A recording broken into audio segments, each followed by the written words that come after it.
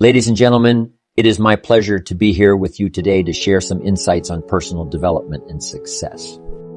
As many of you know, I have had the privilege of traveling the world and meeting with some of the most successful people in their respective fields. Through these experiences, I have learned that there are certain principles that successful people follow. One of these principles is the power of a positive attitude. You see, your attitude is one of the most important determinants of your success. Your attitude affects how you approach challenges, how you interact with others, and ultimately, how far you will go in life. Now, I understand that life is not always easy. There will be times when you face adversity, when you encounter obstacles that seem insurmountable. But it is during these times that your attitude becomes even more critical. You must choose to have a positive attitude even in the face of adversity. In fact, it is often during the most challenging times in our lives that we experience the greatest growth. It is during these times that we develop the resilience and strength we need to succeed. So, the next time you face a challenge, embrace it with a positive attitude and see it as an opportunity to grow and learn.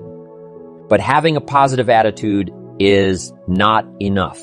You must also have a clear vision of what you want to achieve. Without a clear vision, you will wander aimlessly through life, never really achieving anything of significance. Your vision is like a roadmap that guides you towards your destination. Once you have a clear vision, you must take action. Success is not a spectator sport. It requires action. You must be willing to do whatever it takes to achieve your goals. This means putting in the time, effort, and dedication required to succeed. And finally, never stop learning. The most successful people are lifelong learners. They are always seeking to improve themselves, to learn new skills, and to broaden their horizons. So commit to becoming a lifelong learner and never stop growing and improving. In conclusion, ladies and gentlemen, the principles of success are simple, but they are not easy. You must choose to have a positive attitude, have a clear vision, take action, and never stop learning. And remember, success is not a destination. It is a journey. Enjoy the journey, embrace the challenges, and always strive to be your best. Do something different the next 90 days than you did the last 90 days, like picking up the books to read. Do something different, like the new health disciplines. Relationship with your family, whatever it is, doesn't matter how small it is. If you'll start doing different things with the same circumstances, since we cannot change the circumstances, but we can change ourselves. We can change what we do. And then he gave me another secret to success when he said, what you have at the moment, Mr. Rohn, you've attracted by the person you've become. What you have at the moment, you've attracted by the person you've become. Few little simple principles here. Once you understand these, it starts to explain so much. Now, sometimes it's a little tough to take, blaming yourself instead of the marketplace. Taking responsibility instead of putting it off on someone else. That transition sometimes is a challenging mission. And this one was a little tough for me.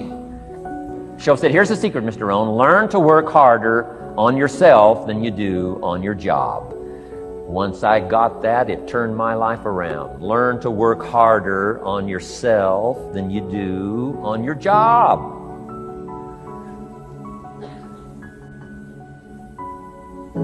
He said, if you work hard on your job, you'll make a living.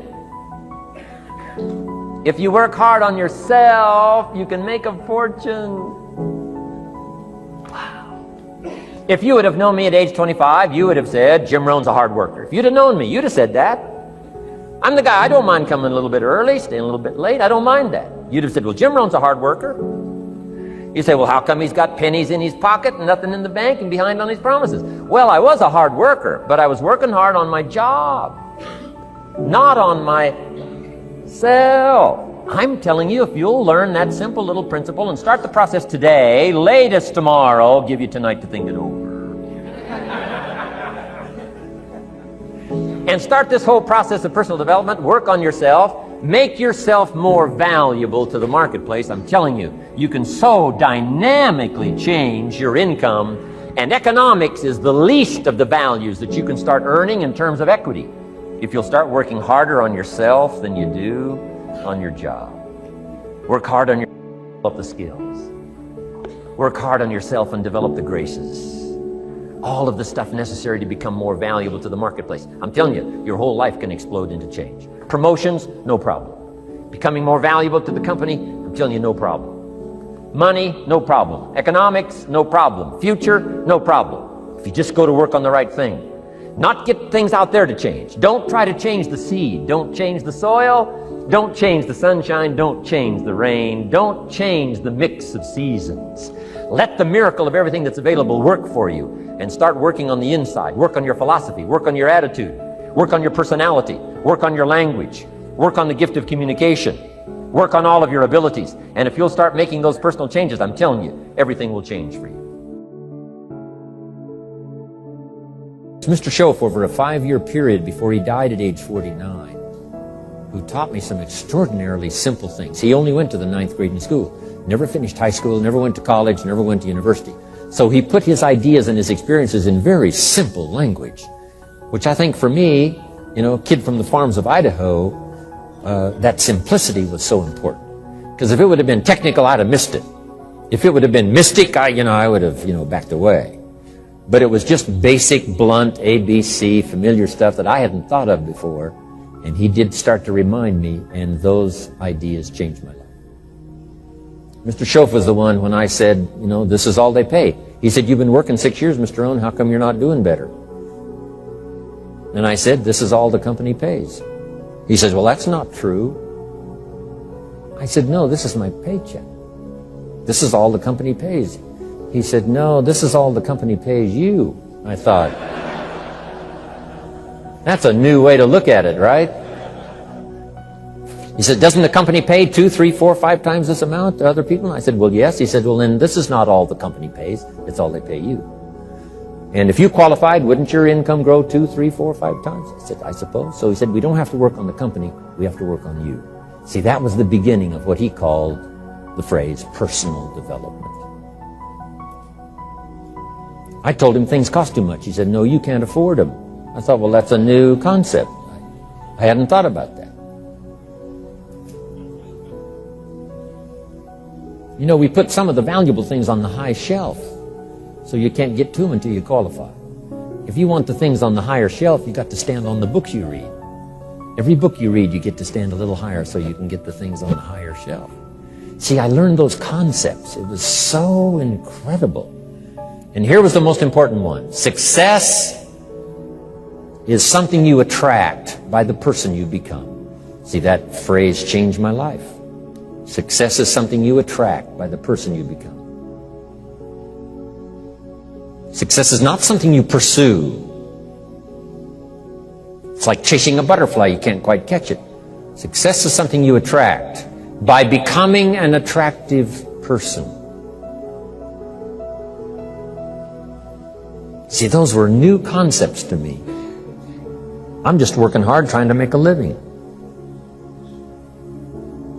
Here's what he said to me. This changed my life. I got a chance to teach this in Moscow and across Russia. 3 visits, now the 4th. Here's what Schoaf taught me. Profits are better than wages. Nobody taught me that in high school. Nobody taught me that. I went to 1 year of college. Nobody taught me. Profits are better than wages. Wages make you a living. Profits make you a fortune. And how could you work on both a living and a fortune? He said, well, you could start part-time working on your fortune while you're working full-time on your living. I thought, wow. Now, he said, it's fun to get up in the morning. Not just getting up, go to work to pay the rent, but to get up to go to work to make a fortune. First, to make a living for my family. Second, to make a fortune. And he taught me how to make both a living and a fortune. Guess what I did? I learned how to make both a living and a fortune. And I found out anybody could do it once they get the information. And at age 25, I started receiving this extraordinary information. Here's what he said. Your income is directly related to your philosophy, not to the economy. I thought, no one ever told me that. I kept hoping the economy would change. He said, no, your philosophy has to change. I assured him that I had my fingers crossed. He said, that won't help. Then what could I do to change my income and multiply it by 2, by 3, by 5, by 10, and then multiply it by 10 again? What could I do? And he started giving me the disciplines and the process of learning the skills to change my life. This was an extraordinary man. Those were extraordinary times for me. Life-changing in every manner that you can imagine. But very simple ABC concepts. Here's what I learned. Not to search for the exotic until you've discovered the basic. And those basic philosophies that he shared with me during that time were life-changing. Success is something you attract by the person you become. Success is not something you pursue, chase, run after. Success is something you develop, something you become. You attract success. So the whole key to unlock all the treasures, whether it's economic treasures or spiritual treasures, financial, social, personal, every way you can possibly think of, is by your own personal development. And then he added one more, which is so important, and it's probably worth the price of the seminar. Here it is. What you become is much more valuable than what you get. What you become is much more valuable than what you get. The major question to ask on the job is not what am I getting here. The major question to ask on the job is what am I becoming here? Not what am I getting, what am I becoming? So it's very important what you become. Because what you become attracts.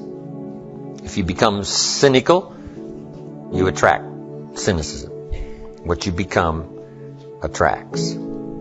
So this whole subject of personal development was so vitally important to me. It changed my life. I was a millionaire by age 31. And that was just the economic part of it. It took me 6 years from age 25 to age 31. It was unbelievable. Remember, be a student, not a follower. And here's what you must always do. Design your own personal life. I'm very happy for people to take notes at my seminar, but I'm also just as happy if somebody says, hey, this is not for me, tear up all these notes and throw them away. That's just as valid for me. Right? Remember, be no one's disciple. Chart your own course. Make what you do the product of your own conclusion. What I'm saying here is be your own person. You don't have to be a model of someone else. You don't have to do it like anybody else. Right? Do it like yourself. Buy what you want to buy. Listen to what you want to listen to. Make changes if you want to make changes, and don't make changes. Right? It's your life, I'm telling you. And don't let anybody persuade you any different. Success is not a stereotype. Success is not a Ferrari. Success is not an automobile. It's not a house. It's not a place. It's not money in the bank. It's not $1 million. That's not success. Success is the continual unfolding of the design of your own life and pulling it off. That's what success is. The continual unfolding of the design of your own personal life and pulling it off in whatever degree you wish. That is success. Successful in doing whatever you want to do that makes sense to you, for you, your family, your responsibilities, or take on responsibilities or refuse responsibilities. That's strictly all up to you. We've been given the power of choice. Every life form except human beings operates by instinct in the genetic code. Now, why not human beings? Because here it is. We've been given the dignity of choice. We're not like a robot. We're not stuck like a tree, using up all the nourishment, nothing left, now you die because you can't change location. Not true. Humans can go north, south, east, west. Humans can change, do anything they want to do. We've been given the dignity. But here's what's interesting about all life form except humans. Every life form except humans strives to the max of its potential. How tall will a tree grow? As tall as it possibly can. You never heard of a tree growing half as high as it could. No, that is impossible. A tree grows as high as it can, drives down every root it can, produces every leaf it can, extends itself as far as it possibly can. Every life form extends to the max, except human beings. Now, why not human beings? Because we're not robots. We've been given the dignity of choice. And here's a couple of alternatives on the dignity of choice. To be part of or all of. You have the potential to be. And you got the choice. Do a little to make yourself comfortable and forget the rest, or do it all. And there's nobody here to dictate you got to do it all. That's nonsense. You got to be rich because we live in a rich country. That's nonsense. You don't have to be rich. You don't have to do it all. You can do a little, do some more. Take advice, but don't take orders. Take information, take training, take teaching, but don't take orders from no one that tells you how you need to live and what you need to own and what you need to do. Somebody says, well, you need to be successful. That's a personal choice, being successful. What we teach is the possibilities, and everybody chooses. Take a little, take a lot, do some, do nothing. Abraham Lincoln said, since I would be no one's slave, I will be no one's master. Excellent philosophy. If a guy says, hey, I'm soon cashing it in, I'm heading for the mountains. I'm going to live in a little cabin, live off the land, and feed the squirrels. If he goes and does that, guess what? He's a smashing success. Why? He's doing what he designed to do and went and did it and pulled it off. You can't say, no, that's not successful. That is the epitome of success, is giving a design to your life and go pull it off, making progress in that direction that satisfies you. If it doesn't satisfy you, make alternatives and you change. And if you get some better ideas, sure, you may follow someone's suggestion and ideas, but not orders. Design your own life like you want it that will fit. Now, if you take on some responsibilities, now you got to consider those. Yes, you can ignore your responsibilities, but you won't feel good about that. Guess what the old prophet said? Some things that taste good now in the mouth turns bitter later in the belly. So you don't want to sacrifice. We all must suffer one of two pains. Regardless of your choice of lifestyle and what you want to do, we must all suffer one of two pains. The pain of discipline or the pain of regret. And what we suggest to everybody is to consider the disciplines, because disciplines weigh ounces, regrets weigh tons. You don't want to substitute a discipline for a regret. In our opinion, that would be a poor choice. Now, you can do it, but some things are poor trade-offs. The old prophet said, what if you gained the whole world, but it cost you your soul? Would that be worth it? And with a bit of intelligence, we say, no, that doesn't seem worth it. Even if you got the whole world, if you traded your soul, that experience would be so bitter and so awful and so devastating, it wouldn't be worth it. What if you got some gain by greed instead of legitimate ambition? I'm telling you, it might taste good up front, but it's going to turn bitter in the belly. And a bit of that advice saves some people from devastation. Say, well, you're right. I better think twice about that. So we must confront all laws, spiritual laws, agricultural laws, basic laws, fundamental laws. We must confront all of those. But you still now can design your own life. A little, a lot, go east, north, south.